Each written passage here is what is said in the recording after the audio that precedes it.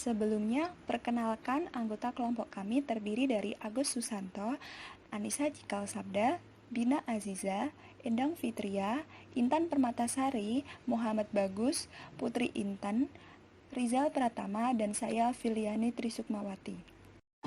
Saya Rizal, NIM 91. Outline presentasi dari PPT kami yaitu yang pertama, profil rumah sakit Kasih Ibu. Kedua, regulasi terkait tanggap darurat. 3. Kebijakan dan program tanggap darurat. Keempat, organisasi tanggap darurat dan perannya. Yang kelima, dokumen ERP. Dan yang keenam, prosedur kondisi darurat. Profil rumah sakit Kasih Ibu. Rumah sakit Kasih Ibu adalah rumah sakit yang beralamatkan di Jalan Slamet Riyadi, Surakarta. Rumah sakit ini memulai perjalanannya sebagai rumah bersalin hingga akhirnya pada tahun 1982 statusnya ditingkatkan menjadi rumah sakit umum. Pada tahun 1991, rumah sakit ini melakukan perluasan dari yang awalnya hanya berkapasitas 95 tempat tidur menjadi 145 tempat tidur. Rumah sakit ini mendapatkan sertifikat sebagai rumah sakit umum kelas B sesuai dengan keputusan Menteri Kesehatan pada 1 Maret 2012. Saya Intan Permatasari, NIM R021753. Di sini saya akan menyebutkan beberapa regulasi terkait dengan tanggap darurat rumah sakit. Jadi yang pertama ada OSAS 18.1 tahun 2007, klausul 4.4.7 tentang persiapan tanggap darurat. Lalu yang kedua ada peraturan pemerintah Republik Indonesia nomor 21 tahun 2008 tentang penyelenggaraan penanggulangan bencana. Terus yang ketiga ada keputusan Menteri Kesehatan Republik Indonesia nomor 432 tahun 2007 tentang pedoman manajemen kesehatan keselamatan kerja di rumah sakit. Terus yang keempat ada peraturan Menteri Kesehatan Republik Indonesia nomor 66 tahun 2016 tentang keselamatan dan kesehatan kerja di rumah sakit. Saya Anissa Cikal Sabda, R02170015. Berikutnya adalah penjelasan mengenai kebijakan kedaruratan Rumah Sakit Kasih Ibu Surakarta, di mana rumah sakit ini memiliki 6 kebijakan darurat.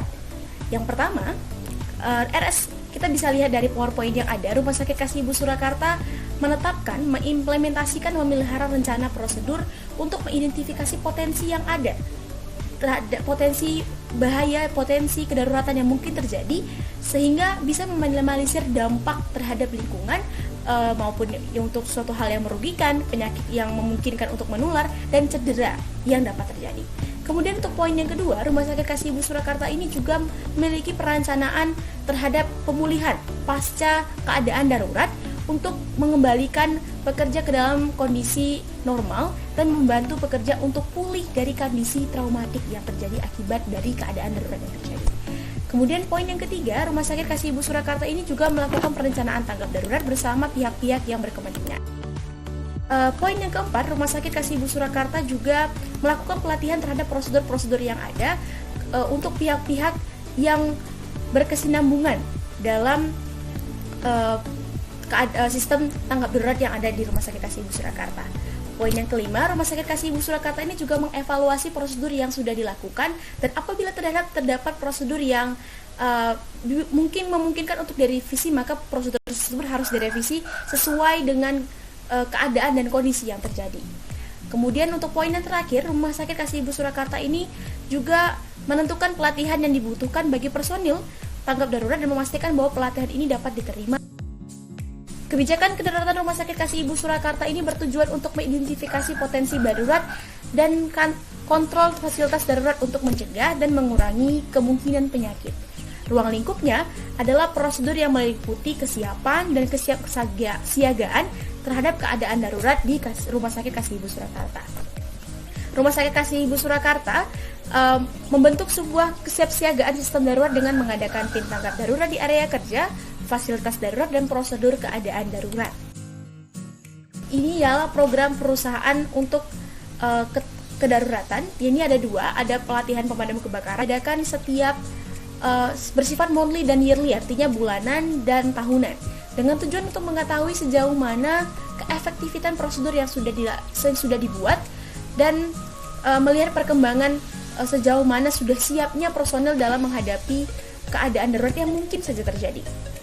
Pelatihan ini dilaksanakan di setiap 3 bulan sekali secara bergantian dengan materi dan tema yang tentu saja berbeda. Dan media promosi. Dapat 3 media promosi yang ada di Rumah Sakit Kasih Ibu Surakarta. Yang pertama, media poster. Media poster ini ditempatkan dan dipasang di area-area kerja di Rumah Sakit Surakarta. Poster ini mencakup berbagai macam cara dan prosedur kerja aman, kerja nyaman, dan selamat. Poster dipasang di area-area strategis yang memungkinkan untuk dilihat dan dipahami. Kemudian ada spanduk. Spanduk ditempatkan di tempat terbuka. Spanduk ini berisi mengenai kewajiban memakai APD, himbauan dan ajakan untuk bekerja aman, prosedur kerja aman, dan tentu saja himbauan untuk membudayakan K3. Selanjutnya adalah papan informasi, di mana papan informasi ini berisi mengenai informasi terhadap karyawan, tamu maupun pengunjung, ataupun siapapun yang berkepentingan di Rumah Sakit Kasih Ibu Surakarta mengenai K3. Kenalkan, nama saya Muhammad Bagus Manuntun, NIM R02170065. Pada saat ini saya akan melanjutkan mengenai program dari Rumah Sakit Kasih Ibu Solo. Yang pertama ini ada tim tanggap darurat. Tim tanggap darurat ini dilakukan secara terorganisir dan melibatkan berbagai fungsi di dalam organisasi sesuai dengan tugas dan tanggung jawabnya masing-masing.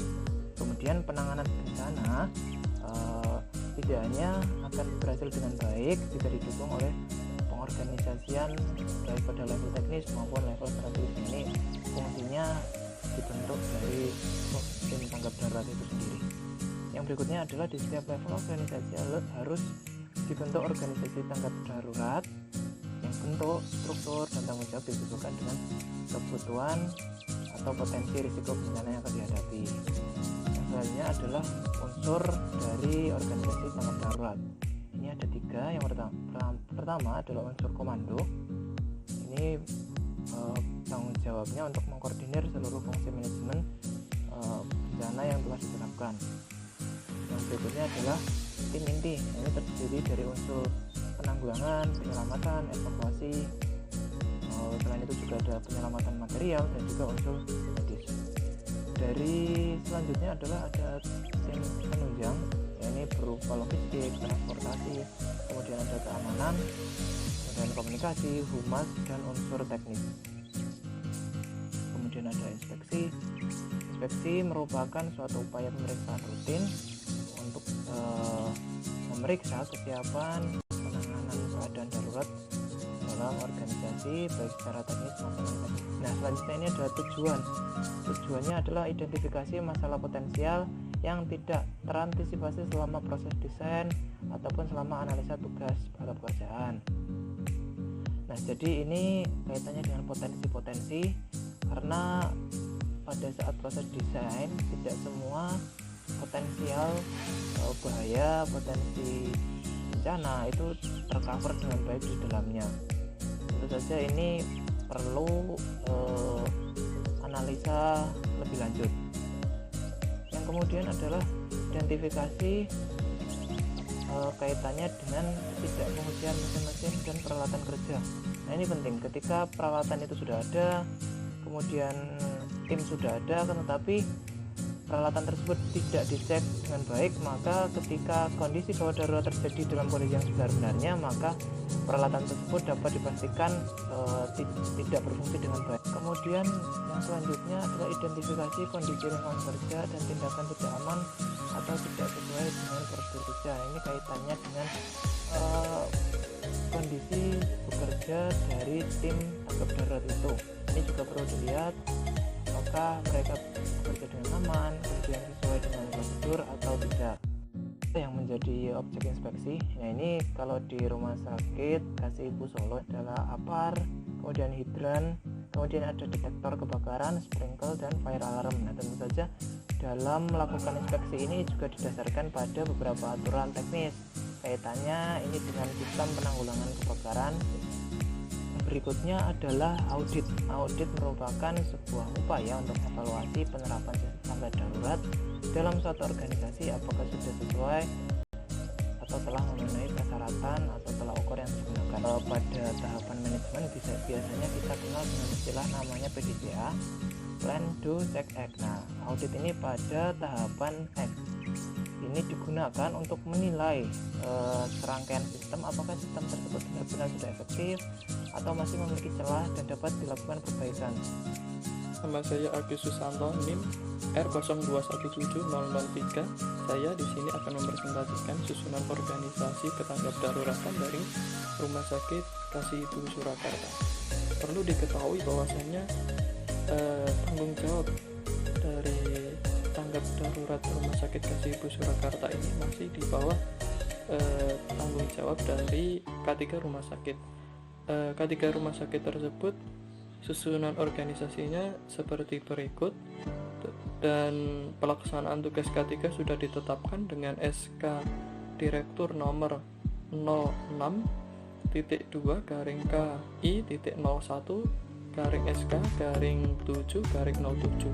Dalam menjalankan tugasnya, tim K3 dapat bekerja sama dengan unit yang ada, baik dalam maupun dengan pihak luar rumah sakit, misal tim SAR, Dinas Kebakaran, Kepolisian, dan instansi-instansi lain. Jobdesk secara umum dari tim tanggap darurat Rumah Sakit Kasih Ibu Surakarta. Pertama, identifikasi risiko kondisi darurat atau bencana. Ini memiliki artian bahwasanya tim tersebut mengidentifikasi potensi keadaan darurat di area kerja yang berasal dari aktivitas, proses, operasi, peralatan, produk, dan jasa. Selanjutnya yaitu penilaian analisis risiko kerentanan bencana. Analisis kerentanan bencana terkait dengan bencana alam, teknologi, manusia, penyakit atau wabah, dan hazard material. Tugas yang ketiga, tugas pokoknya yaitu pemetaan risiko kondisi darurat atau bencana. Pemetaan risiko kondisi darurat atau bencana untuk menentukan skala prioritas di dalam penanganan suatu bencana. Selanjutnya yaitu pengendalian kondisi darurat atau bencana. Yang pertama itu menyusun pedoman tanggap darurat atau bencana, membentuk tim tanggap darurat atau bencana, menyusun SOP tanggap darurat atau bencana. Selanjutnya tugas rincian yang keempat yaitu menyediakan alat atau sarana dan prosedur keadaan darurat berdasarkan hasil identifikasi.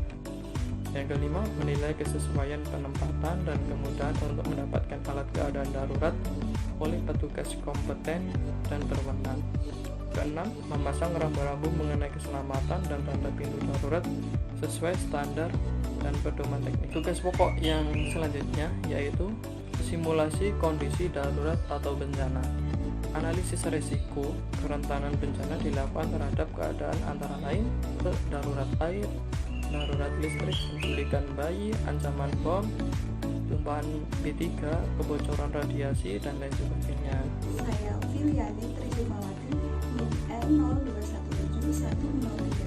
Setelah teman saya jelaskan mengenai organisasi tanggap darurat di Rumah Sakit Kasih Ibu Surakarta, di sini saya akan menjelaskan mengenai emergency response plan di Rumah Sakit Kasih Ibu Surakarta. Yang pertama yaitu penanggulangan kebakaran. Penanggulangan kebakaran bertujuan untuk menentukan peran dan tanggung jawab karyawan berkaitan dengan pengenalan bahaya kebakaran, pelaporan, dan tanggap terhadap kebakaran. Untuk lingkup kebakaran di Rumah Sakit Kasih Ibu Surakarta yaitu semua unit kerja dan tim penanggulangan bencana. Kemungkinan area yang berpotensi tinggi terjadi kebakaran yaitu gudang bahan kimia, ruang genset, gudang administrasi, kantin, dan laundry. Selanjutnya yaitu prosedur penanggulangan kebakaran di Rumah Sakit Kasih Ibu Surakarta. Langkah pertama, apabila staf atau karyawan yang pertama kali mengetahui adanya bencana kebakaran, maka segera hubungi Dinas Pemadam Kebakaran setempat dan laporkan kepada Kepala Bidang Instalasi tempat terjadinya kebakaran. Yang kedua, Satpam Jaga atau Kepala Instalasi kemudian mengkoordinir dan melaksanakan instruksi bersama-sama dengan staf dan tenaga pendukung. Ketiga, apabila dipandang perlu, Satpam Jaga kemudian melaporkan kepada Kepala Koordinator Tim Penanggulangan Kebakaran dan menghubungi dokter jaga IGD, dokter spesialis penyakit dalam, serta spesialis bedah. Keempat, Koordinator Tim Penanggulangan Kebakaran melaporkan kepada Direktur dan menjadi komando serta mengkoordinir tenaga pendukung dan pelaksana dari tim pendukung penanggulangan kebakaran.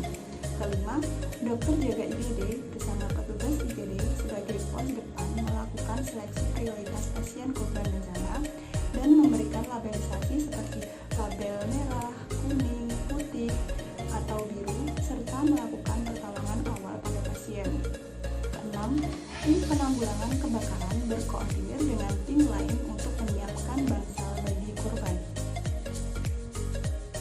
Yang ketujuh yaitu penanganan pengobatan definitif dilakukan oleh sistem manajemen fasilitas terkait secara terpadu sebagai pos belakang. Yang kedelapan, rujukan. Rujukan dibagi menjadi dua. Yang pertama, rujukan medis atau umum, biasanya dirujuk ke rumah sakit rujukan. Yang kedua, bagi yang meninggal biasanya dirujuk ke laboratorium kedokteran kehakiman FKUNS. Yang kesembilan, jika seluruh rumah sakit terkena kebakaran di bawah koordinir direktur dan koordinator tim penanggulangan kebakaran memindahkan pasien dengan seluruh peralatan yang ada ke tempat penampungan sementara. Yang ke-10, koordinator tim penanggulangan kebakaran membuat laporan dan evakuasi penanggulangan kebakaran kepada direktur. Yang ke-11, sistem pelaporan. Nah, sistem pelaporan ini biasanya meliputi ketentuan-ketentuan tertentu sesuai kebijakan rumah sakit setempat. Yang terakhir, apabila bencana kebakaran telah selesai, maka tim K3 dan koordinator memasuki area kebakaran untuk melakukan evakuasi. Selanjutnya, melakukan penyelamatan untuk barang-barang dan orang-orang yang belum sempat terevakuasi. Dan yang terakhir, melakukan pemulihan agar sarana dapat dioperasionalkan kembali. Halo, perkenalkan, nama aku Putri Intan Pamungkas, NIM 79, akan mempresentasikan mengenai emergency response plan di Rumah Sakit Kasibu Surakarta terkait penanggulangan bencana. Oke, yang pertama, tujuannya yaitu penanggulangan bencana dapat berjalan dengan baik dan benar, menyelamatkan jiwa pasien, karyawan dan pengunjung, menyelamatkan sarana, prasarana, dan alat-alat. Yang kedua, lingkupnya adalah semua unit kerja di rumah sakit serta tim penanggulangan bencana. Prosedur penanggulangan bencana antara lain, karyawan yang pertama mengetahui adanya bencana segera melaksanakan pemadaman listrik di lokasi, mengamankan lokasi, evakuasi, melaporkan ke kepala bidang instalasi yang terkait dengan tempat terjadinya bencana. Bila terjadi pada jam kerja, melaporkan kepada Satpam Jaga. Yang kedua, Satpam Jaga atau kepala instalasi kemudian mengkoordinir dan melaksanakan instruksi bersama-sama dengan staf dan tenaga pendukung. Yang ketiga, apabila dipandang perlu, Satpam Jaga kemudian melaporkan kepala koordinator tim penanggulangan bencana dan menghubungi dokter jaga IGD, dokter spesialis penyakit dalam, serta spesialis bedah. Yang keempat, koordinator tim kemudian melaporkan kepada direktur dan menjadi komando dalam melaksanakan penanganan dan pengamanan, serta mengkoordinir tenaga pendukung dan pelaksana. Yang kelima, dokter jaga IGD bersama petugas IGD sebagai pos depan melakukan seleksi prioritas korban bencana dan memberikan labelisasi serta melakukan pertolongan awal. Yang keenam, tim penanggulangan bencana berkoordinasi dengan tim lain untuk penyiapan bangsal bagi korban. Yang ketujuh, penanganan pengobatan definitif dilakukan oleh semua terkait secara terpadu sebagai pos belakang. Yang kedelapan, rujukan, ada rujukan medik atau umum ke rumah sakit rujukan dan yang meninggal ke laboratorium kedokteran kehakiman FKUNS. Yang kesembilan, jika seluruh rumah sakit terkena bencana, di bawah koordinir direktur dan koordinator tim penanggulangan bencana memindahkan pasien dengan seluruh peralatan yang ada ke tempat penampungan sementara.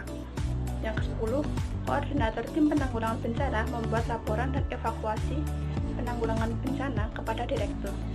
Yang ke-11, sistem pelaporan meliputi waktu kejadian, jenis bencana, tempat kejadian, kronologi, tim yang bekerja, jumlah korban, jenis pertolongan rawat jalan atau rawat inap, jenis tindakan yang dilakukan, dan perkiraan biaya yang dikeluarkan. Saya Bina Aziza, NIM 27 akan menyampaikan prosedur kondisi darurat di Rumah Sakit Kasih Ibu. Keadaan darurat di Rumah Sakit Kasih Ibu diantaranya 1. Kebakaran, yang kedua banjir, dan yang ketiga gempa bumi. Prosedur kondisi darurat di Rumah Sakit Kasih Ibu terdapat dari 4 poin. Yang pertama yaitu persiapan untuk mengantisipasi terjadinya situasi darurat yang terdiri dari 1. Tim tanggap darurat bertugas mengidentifikasi potensi bahaya yang akan terjadi dan juga menyediakan peralatan darurat yang dibutuhkan. Yang kedua, dokter jaga IGD bertugas melakukan triage ulang sesuai dengan berat ringannya penyakit, melakukan resusitasi dan juga stabilisasi korban. Yang ketiga, perawat kepala ruang IGD bertugas menyiapkan ruang untuk triage, memeriksa ulang resusitasi dan juga memeriksa obat-obatan. Yang keempat, perawat jaga IGD bertugas membantu memindahkan korban dari kendaraan pengangkut ke ruang triage IGD, membantu dokter melakukan medis. Nah, yang kelima, terakhir yaitu satpam bertugas mengamankan jalan keluar masuknya kendaraan pembawa korban dan juga membantu evakuasi korban dari kendaraan pengangkut ke IGD. Saya Endang Fitria Rahmawati, NIM R02174041. Di sini saya akan melanjutkan penjelasan tentang prosedur yang telah dijelaskan sebelumnya. Nah, penjelasan selanjutnya ada kegiatan selama keadaan darurat yang ditangani oleh tim tanggap darurat. Nah, tim tanggap darurat ini harus dapat memutuskan mana situasi darurat dan tingkat atau derajat situasi darurat. Kemudian, memberitahu tim darurat yang sesuai ketika situasi darurat tidak dapat diatasi secara independen panggilan dan mengaktifkan tingkat yang lebih tinggi dari rencana tanggap darurat. Kemudian, tugas anggota tim tanggap darurat sendiri ada dua, yaitu melindungi dokumen penting dan peralatan. Yang kedua, melakukan tindakan tanggap darurat mengikuti prosedur yang ditetapkan. Kemudian, tim tanggap darurat sendiri ada komando tim tanggap darurat yang melakukan koordinasi dengan anggotanya, seperti mengevaluasi kecukupan sistem tanggap darurat yang didirikan setelah kegiatan seperti berikut: drill atau pelatihan bencana dan terjadinya situasi darurat. Kemudian yang kedua, jika ditemukan ketidakcukupan dan kurang memadai untuk merespon situasi darurat, maka dilakukan 1. Meninjau dan revisi rencana tanggap darurat. Kedua, memperbarui dokumen yang relevan. Ketiga, ulangi melakukan langkah-langkah persiapan untuk mengatasi terjadinya situasi darurat di atas. Dan yang terakhir, dokumen dan catatan terkait kesiapdaruratan dan kegiatan respon. Proses selanjutnya ada persiapan khusus kesiapan darurat. Nah, itu ada komandan tim tanggap darurat. Tugasnya apa? Tugasnya yang pertama, siapkan sistem kesiapsiagaan darurat pada tingkat yang lebih tinggi untuk merespon situasi darurat. Yang kedua, menetapkan dan mengkoordinasi aktivitas di lokasi bila diperlukan sistem tanggap darurat. Yang ketiga, ada menyediakan dan menjamin ketersediaan dan keandalan fasilitas darurat yang dibutuhkan. Kemudian dari anggota tim tanggap darurat sendiri, tugasnya ada 1. Menyiapkan drill darurat atau bencana yang sesuai jadwal pelatihan. 2. Mengkoordinasikan pelaksanaan drill darurat atau pelatihan berencana. Nah, di prosedur terakhir ada posting perencanaan pemulihan keadaan darurat. Di sini pemulihan dapat disusun dengan yang pertama, penunjukan seseorang yang bertanggung jawab penuh untuk pelaksanaan tahap pemulihan sehingga semua aktivitas terkoordinasi dengan baik. Yang kedua, bila kerusakan cukup besar, diperlukan fasilitas sementara untuk kelangsungan operasional. Dan yang terakhir, membuat persetujuan dengan mitra kerja. Oke, thank you. Sekian presentasi dari kami. Apabila ada kurangnya, kami mohon maaf. Stay safe and keep healthy. See you guys.